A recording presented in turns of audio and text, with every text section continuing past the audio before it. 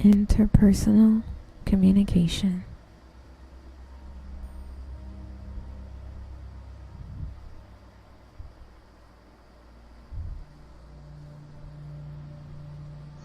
Interpersonal communication is communication that is done between two people.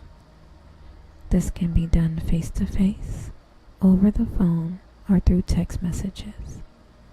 When you have a one-on-one conversation with someone, you are engaging in interpersonal communication.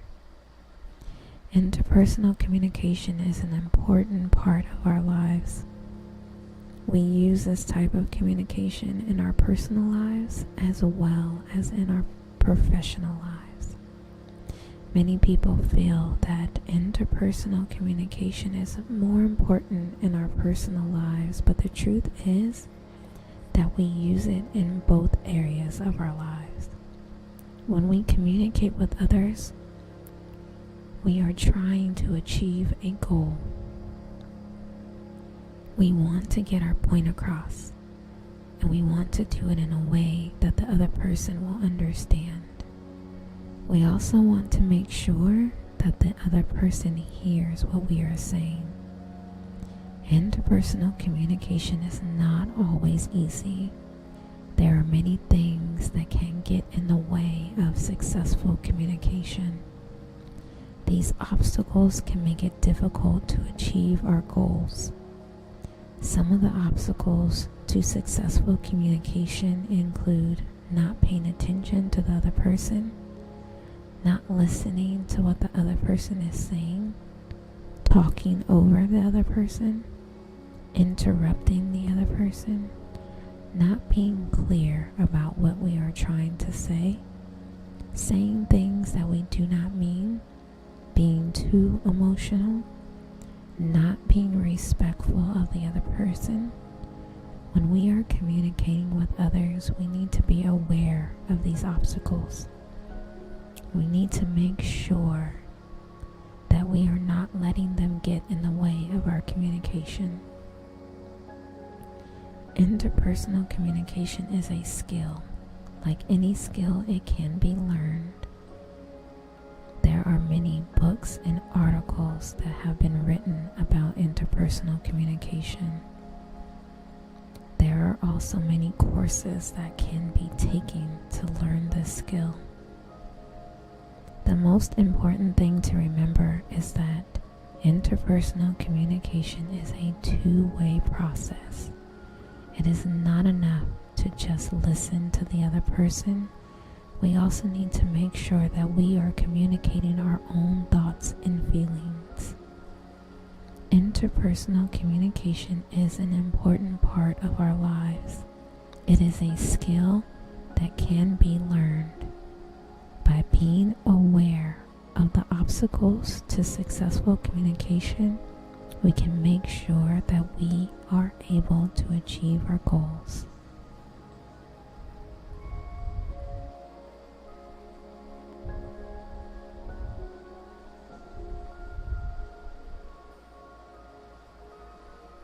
Nonverbal communication.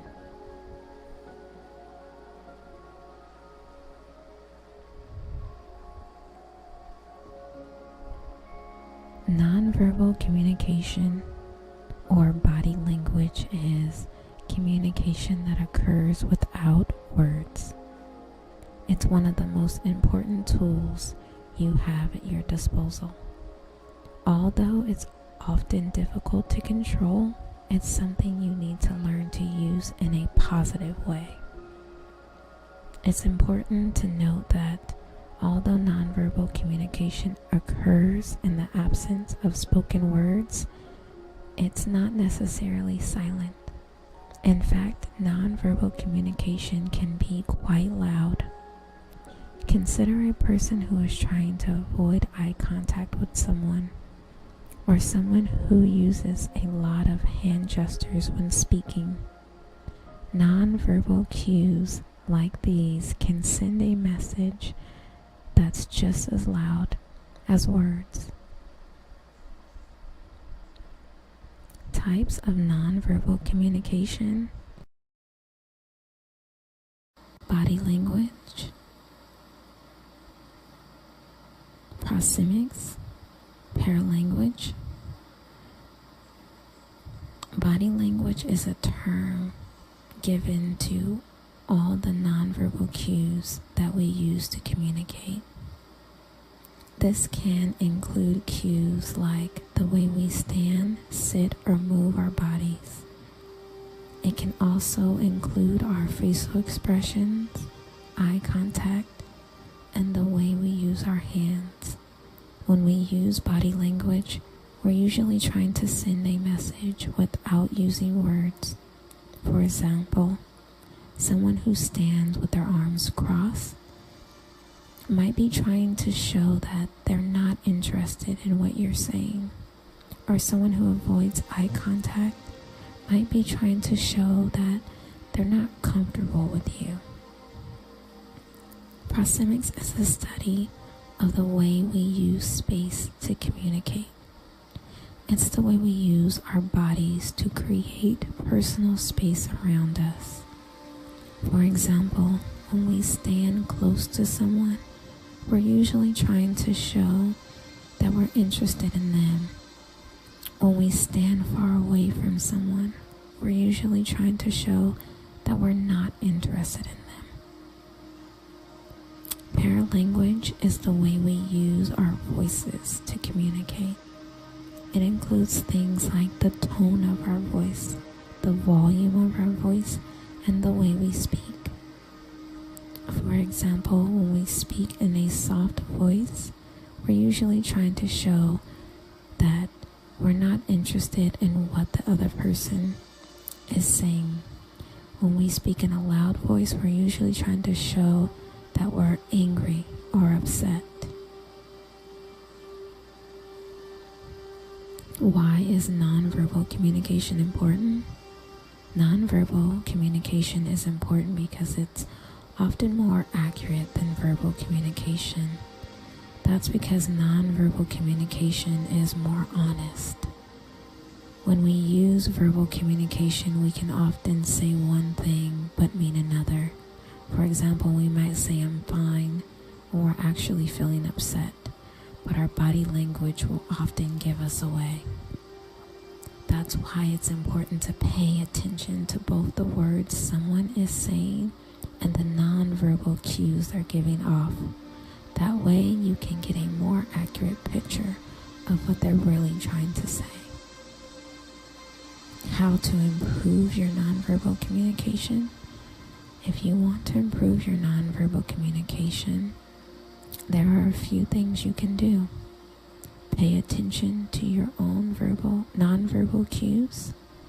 What you are saying with your body language. Are you sending the message you want to send? Pay attention to the nonverbal cues of others. What are they saying with their body language? What message are they trying to communicate? Practice using positive body language. Smile, make eye contact, and use open body language. Avoid using negative body language. Don't cross your arms, roll your eyes, or use other negative cues.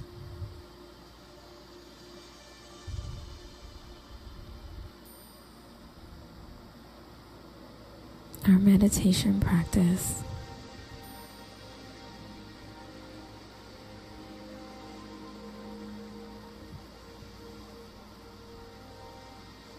I want you to take another deep breath in and exhale out. I want you to find that peaceful position again. Release the tension in your body. I want you to clear your mind of all the noise and negativity, of all the stressors of the day, not thinking about anything that came before this moment or will come after this moment. And when you're ready, I want you to close your eyes. with your eyes closed, and as you continue breathing, I want you to focus on your mind with how we connect with people.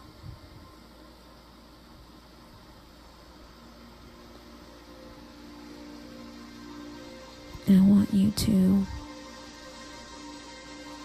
visualize the setting that I'm going to walk you through so you can understand the connections that you have. You are sitting in your living room with a friend. It is a beautiful day and you are enjoying a cup of coffee or tea.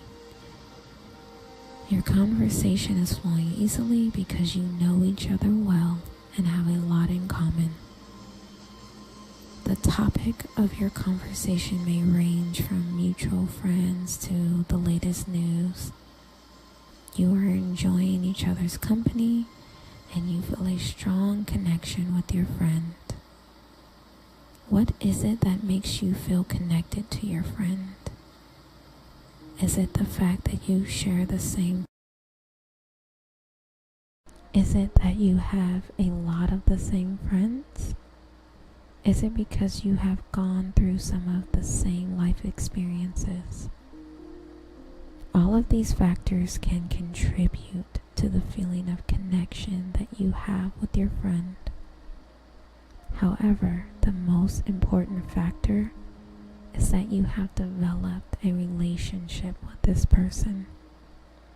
A relationship is a connection between two people that is based on trust, mutual respect, and communication.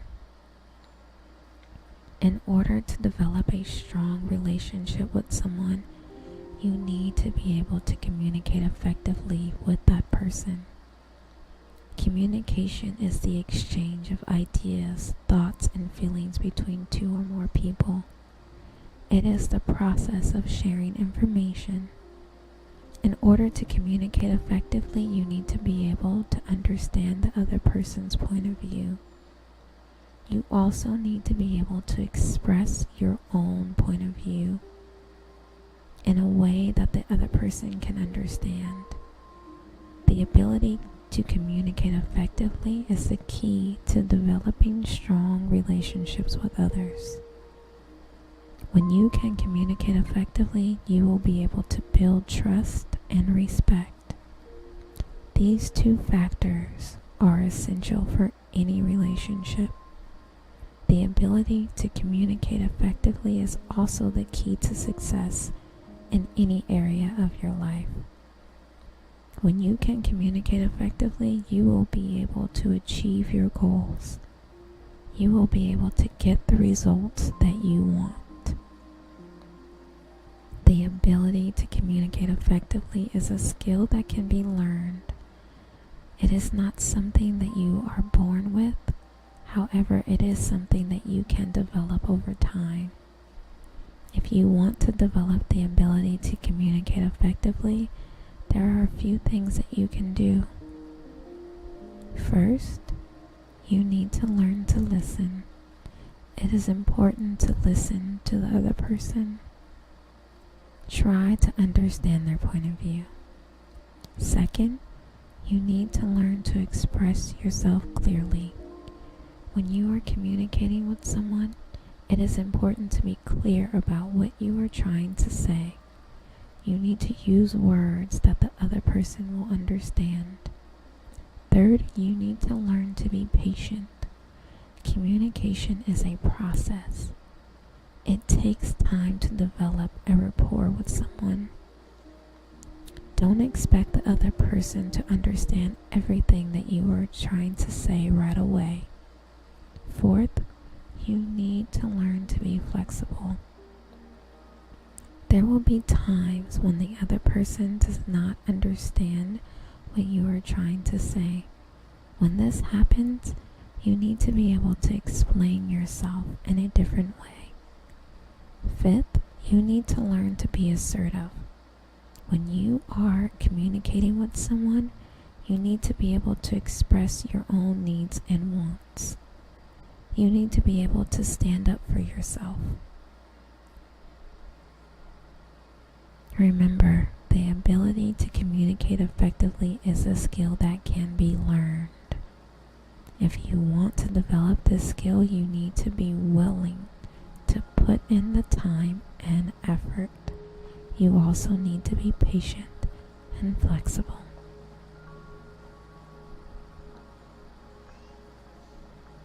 As you reflect on these things, I want you to take another deep breath in and exhale out. When you are ready, slowly open your eyes.